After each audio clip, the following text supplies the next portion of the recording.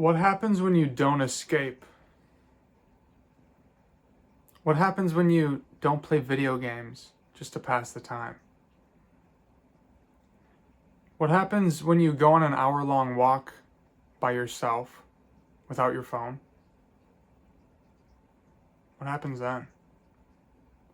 What happens when you don't reach for alcohol or smoke to drown out that voice telling you to do something?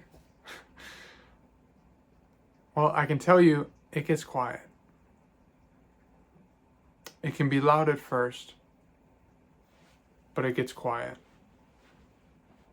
I arrived back home to the United States in the summer of 2023 from living in Spain for 2 years. And over the past year and a half, I've spent a lot of time alone. I've done over 450 days of working out in a row, 450 days in a row. I have meditated for over 450 days in a row. And I faced my biggest fear in cold calling, which I did for 103 days in a row. And I've personally felt the equivalent of the water droplet hitting the concrete over and over and over again. And I've seen how that takes form. See, when we don't escape ourselves, we face what needs to be faced. There's no running. You sit with yourself and you listen to what needs to be done.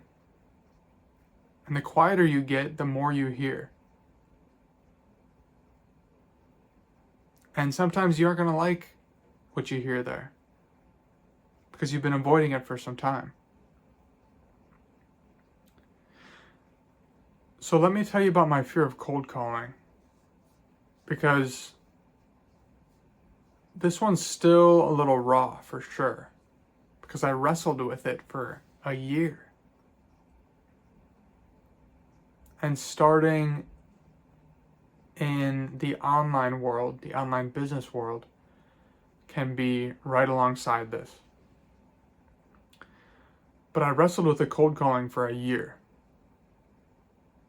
And it wasn't linear. The progress was actually exponential, because I started, doing a couple days, not doing a couple days, doing a week in a row, and then taking a week or two off and going back and forth, until I reached a point where I knew I just had to do it. Rip the Band-Aid off. Do it every day, indefinitely.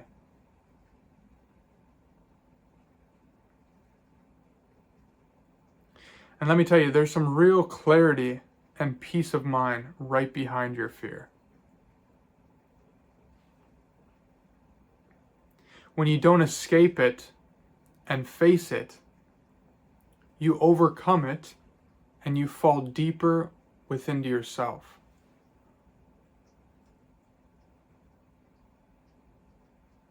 See what I'm saying there? See how that works? When you don't escape it, you don't run, you fall deeper within yourself.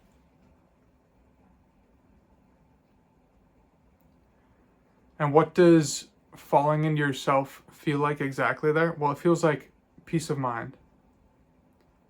It feels calm, unmoving. It feels like not needing. It feels like detachment from outcome. And what is more than that? What is more than having an inner environment for yourself that you not only can sit with, but you enjoy it, you prefer it. And your success depends on how well you can sit with yourself. This is something really interesting. Your success in whatever you're doing is how well you can sit with yourself. It's your inner environment. And you can learn this sooner rather than later. We want to do all that we can to make it about something outside of ourselves. But we come to learn that what's outside is a reflection of what's within. The quality of our relationships, of our work, of the external. Like two people can have a house. One person can think, that sucks. The other person can think, this is incredible. This is the dream. Two different internal reflections. It all comes back to you. So how can you create more depth within yourself? How can you fall deeper within yourself?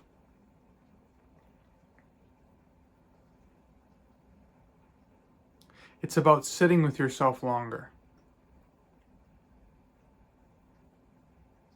It's about getting quieter.